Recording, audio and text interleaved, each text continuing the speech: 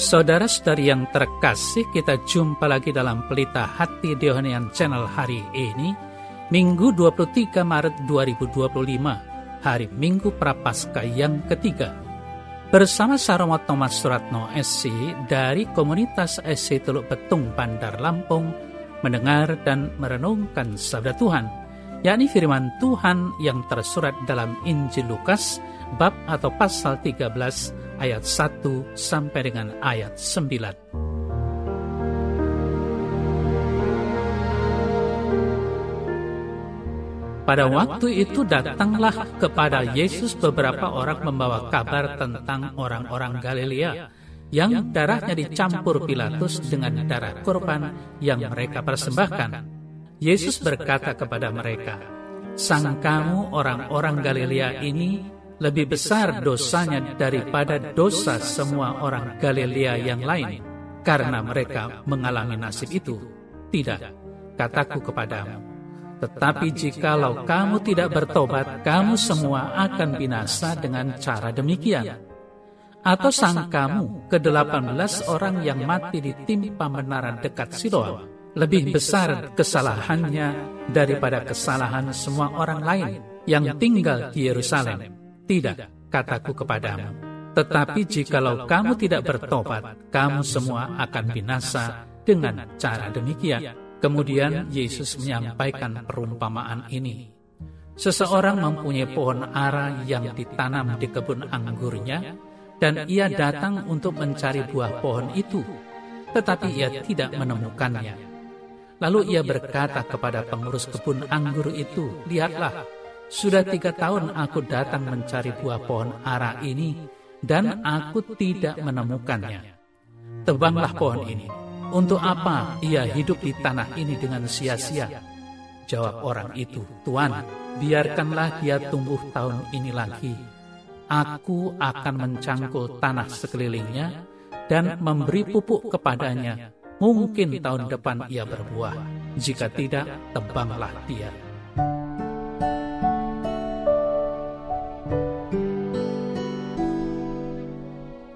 Saudara-saudari yang terkasih, kadang kita menganggap kalau seseorang mati secara tidak wajar, pastilah itu dikarenakan semasa hidupnya ia jahat. Padahal, asumsi seperti itu menyesatkan. Bagaimana cara kematian seseorang tidak berhubungan dengan baik jahatnya kehidupan orang tersebut? Apakah beberapa misionaris yang mati dibunuh, bahkan dimakan oleh suku yang dilayaninya, atau yang teraniaya sampai mati oleh para fanatik agama tertentu itu orang-orang jahat? Bagi mereka menderita dan mati bagi Kristus merupakan kehormatan dari Allah. Saudara-saudari yang terkasih, Yesus menegaskan bahwa orang yang mengeraskan hati untuk tidak bertobat akan mengalami kematian yang mengerikan. Tentu yang dimaksud Yesus bukan cara kematian secara fisik. Kengerian kematian seseorang yang tidak bertobat ialah penderitaan kekal yang harus dihadapi orang tersebut. Intinya, Yesus mengingatkan kita bahwa hukum Allah adil. Penolakan akan anugerah Tuhan membuat seseorang hidup di luar anugerah. Hidup di luar anugerah berarti tertutupnya jalan kehidupan. Betapa mengerikan. Saudara-saudari yang terkasih, Yesus memakai ilustrasi untuk menegaskan maksudnya. Pemilik kebun anggur tentu tidak mengharapkan pohon ara tumbuh di dalamnya. Bagaimanapun panen buah anggur lebih berharga daripada panen buah ara. Jadi bagi pohon ara dibiarkan tumbuh di kebun anggur dan mendapatkan perhatian ekstra merupakan anugerah. Akan tetapi, kalau pada akhirnya pohon ara itu tetap tidak menghasilkan apa-apa, bukankah hal ini sangat keterlaluan? Apa gunanya lagi selain dipotong dan dibuang? Saudara-saudari yang terkasih, tidak seorang pun layak di hadapan Tuhan. Anda dan saya sama-sama orang berdosa yang pantasnya mati masuk neraka. Namun ibarat pohon ara, kita mendapatkan anugerah dan kesempatan untuk menghasilkan buah. Hal itu dimulai dengan bertobat dan menghasilkan buah pertobatan. Sudahkah kita bertobat dan menghasilkan buah pertobatan? Ingatlah, jangan sampai hukuman Allah setimpal menimpa kita semua. Saudara-saudari yang terkasih, Yesus mengajar para muridnya tentang hal ikhwal mengikuti Dia, secara khusus tentang pertobatan. Pertobatan pasti hubungannya dengan dosa. Kita sadari dan akui bahwa kita semua adalah orang berdosa. Dosa memisahkan kita dari Allah. Dosa itu mempunyai efek yang dahsyat sekali atas kehidupan dan relasi seorang pribadi manusia dengan Allah. Namun, Allah kita itu Maha Murah, Maha Pengampun. Saudara-saudari yang terkasih, Dia selalu mengajak kita untuk mau dituntun pada pertobatan dan akhirnya sampai pada keselamatan. Tetapi nyatanya kita tidak selalu mengikuti ajakannya. Santo Paulus menulis, "Apakah engkau menganggap sepi kekayaan kemurahannya, kesabarannya, dan kelapangan hatinya? Tidak tahukah engkau bahwa maksud kemurahan Allah ialah menuntun engkau kepada pertobatan? Tetapi oleh kekerasan hatimu yang tidak mau bertobat, engkau menimbun murka atas dirimu sendiri pada hari murka, dan hukuman Allah yang adil akan dinyatakan." Roma 2 ayat 4-5.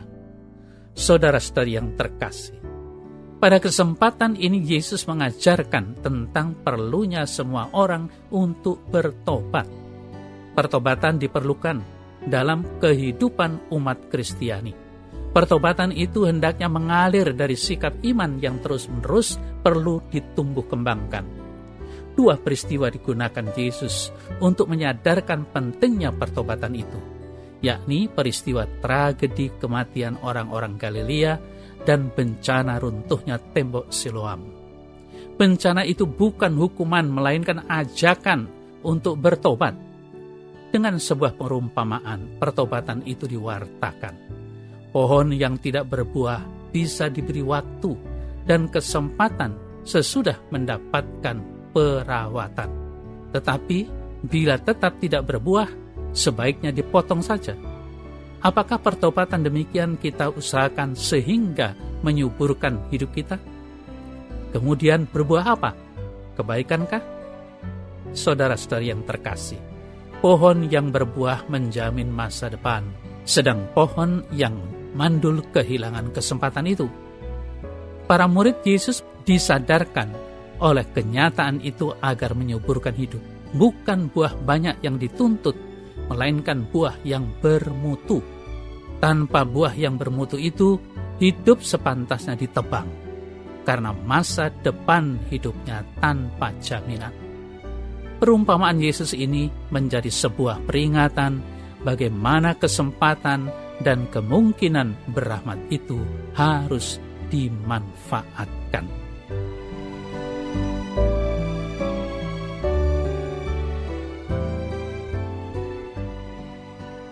Dalam nama Bapa dan Putra dan Roh Kudus. Amin. Ya Bapa Surgawi, Engkau adalah yang Maha Pengampun. Terimalah pengakuan dosa-dosaku yang tulus, dan tegakkanlah aku yang selama ini tertindih oleh beban-beban dosaku. Amin. Semoga Allah yang Maha Kuasa memberkati saudara, dalam nama Bapa dan Putra dan Roh Kudus. Amin.